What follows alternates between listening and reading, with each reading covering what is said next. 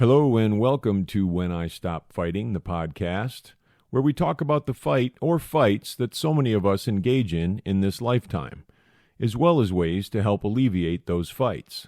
My name is Daryl Dittmer. Let's get started. Hey, everybody. As we're wrapping up season 1 of When I Stop Fighting, the podcast, I want to tell everyone that I appreciate you joining us. I appreciate you listening and or watching, however you're doing that. And I wanted to let you know that I've put together some compilations on sobriety, recovery, on life advice stuff. Probably going to do some with some of the funny clips that we've had over time and some of the funny moments. So take a listen, take a look, and hope you enjoy them. We'll be doing that kind of throughout the holiday season. But as a reminder, for those of you that don't know, I am an author, and we do giveaways every single month from my website, which is Daryl Dittmer, DARYLDITTMER.com. And November, we're giving away a signed copy of my first book, When I Stop Fighting, The Unexpected Joy of Getting My Head Out of My Ass, as well as a signed copy of my second book, When You Stop Fighting, The Road You're On is Your Own Asphalt. So want to make you aware of that. And if you can take a listen, take a look, hit my website. We're going to be doing a lot of specials and things like that on the website for the books. My second book, actually, since it's a new release, is out right now. The ebook is only 99 cents, and that'll be for a limited time. So I'd love you to pick it up, read it, and let me know what you think. So be well and enjoy these compilations. I've seen it myself 100 times, honestly, and with family, and family. I love my family, but that does not mean that I have to give everyone in my family time, because there are toxic humans in my family, and it's okay that that's the case. They can do whatever they want to do with their lives, but the decision comes from me, and the decision comes from what do I need to do with my life to be able to align with the values that I deem most important. And I've been doing that for a long time now, but honestly, even going through this stuff and, from being a young person to being where I am now, it's a challenge all the way up. I mean, it's a challenge all the way, and paying attention is absolutely crucial. But you can't expect one thing to heal and change if you're not willing to heal the whole self. And that's like the equation and the key that a lot of people don't always understand. And that goes back to what you're saying. It really is the whole thing. 100%. Yeah. It's crucial. And it takes a while, because there are, for me, there was a lot of low hanging fruit that I needed to deal with, and however that came is how it showed up. And so, those aren't necessarily choices in the beginning, because you got to deal with this stuff that's like flashing red. We are so deeply disconnected with who we are. We are not the person that we should be, because we have covered ourselves with all the layers of conditioning from our environment, from our school, from our media, our family. The belief that everybody has told us has been put on us, and we are no more ourselves. So I help clients so that they as well can fulfill their dreams. So it's been an amazing journey. I've been co-authoring 2 books already, and I've got 3 more books coming. I'm really, really excited of the gifts that I've discovered within me that I didn't know, Daryl, for all these years. It was just dormant within me. So I have a quote that I always share is, the treasure that you are the treasure that you are seeking. because we have two different voices. I like to call it the boss voice and the bitch voice in our head. The boss voice wants us to do what we know we need to do on a daily basis. It helps us move forward, helps us become a better version. And the bitch voice in our head is the one that tells us, oh no, take it easy, don't do that, or it's scary over there, stay in your comfort zone and do all these things. But when you operate out of that, you're operating out of fear, and no one ever becomes great or does anything worthwhile in life when you live a life of fear. We live in a day and age right now where almost everyone operates out of fear. And that's why the world looks the way it does right now, is because people are afraid. And that's something that I'll never be. Yes, I have fears and stuff like that come up every once in a while. But as soon as I step into that fear, it's no longer scary because I've experienced it. And I think a lot of people had a misconception of that. And that's ultimately what 75 Hard did for me. It recalibrated my mind.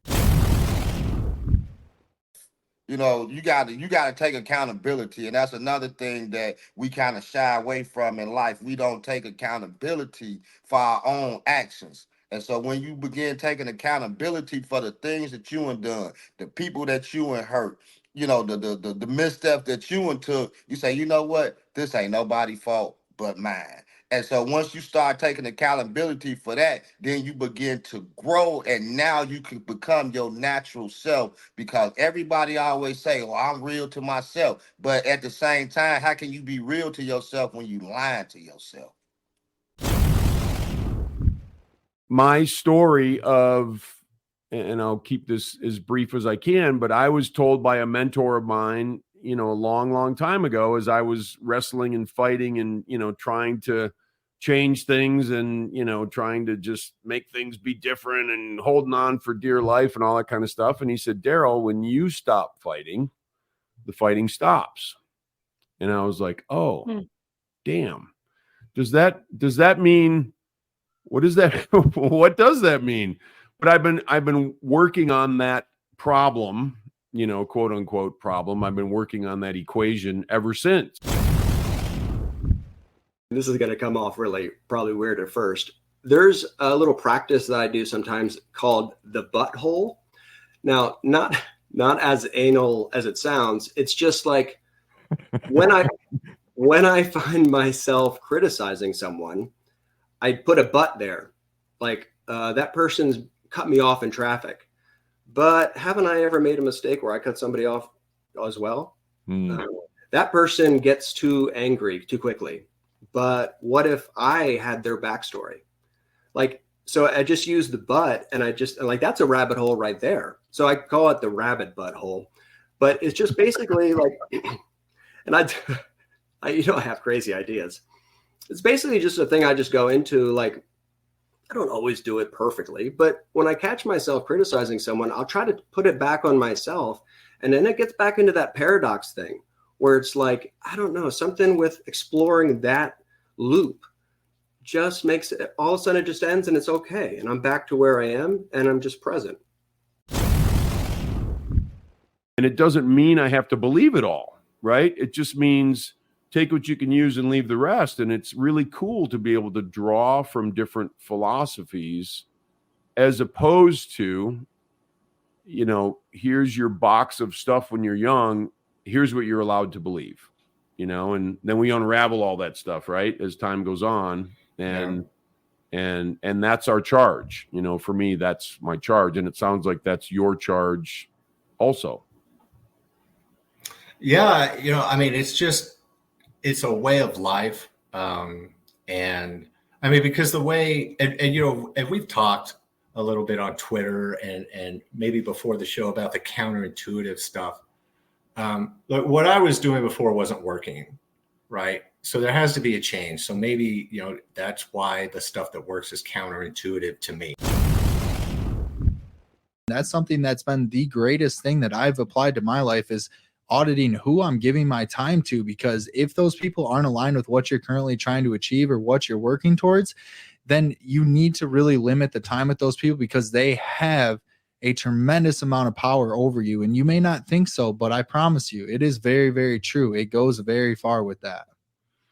It does. Yeah. I've had this discussion with my sons a ton about, you know, values. Your values have to align, and it's okay. it's okay. Everybody can live their life the way they want to, and that's fine. And it's not a judgment thing. It's just, hey, if our values don't align and we're in, some sort of a relationship, whether it be, an intimate relationship or a business relationship or whatever, if values don't align, it's heading for the dumpster. So I would say that for a long time, until I started the healing, I was in that victim mode. I always blame everything around me. The healing journey has helped me to realize that it's nothing in the outside. It's just a reflection of what is inside of me. And that's what I was projecting out. And I was attracting those kind of energies and those kind of people because I was so wounded. And you said courage, because I think everybody that goes through the healing process, it is an act of courage, We got to be around other people. I mean, that's another cliche thing, you want to be around, you want to get rich, hang out with rich people. You want to get good recovery, hang out with people with good recovery. You got to get into the rhythm of whatever it is that you want. You want to write a musical, you better get in a workshop with a bunch of people. You want to be a healer, you better get yourself in some healing circles. So yes, just do it and put yourself in the presence of people who are doing it. Right? That life hands me what I need to, and it's not always pleasant. It can be very unpleasant, but life hands me what I need to move forward, and it shows me the lessons. And if I don't get it the first time, it'll keep showing me. Yeah. And how the hell does that work? But it does. And I've seen it happen in my life 1,000 times. And I'm like, wait a minute. Something out there knows more than I do.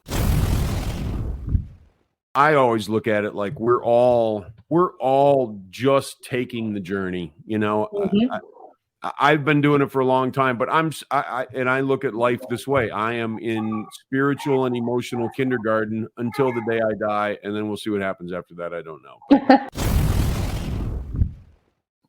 And when I went into Al-Anon, it's as if all of the spiritual practices and principles that my mother had taught me in Buddhism, that I had been learning for 20 plus years in New Thought, broke open, and I could finally see that taking that time for myself in the mornings, in my contemplation of life, in my ability to let go of what my husband is doing or what my kids are doing, is the greatest gift that I can not only give myself, but to give to them. That if I really want to help them, the greatest gift that I can give them is for me to help and heal myself.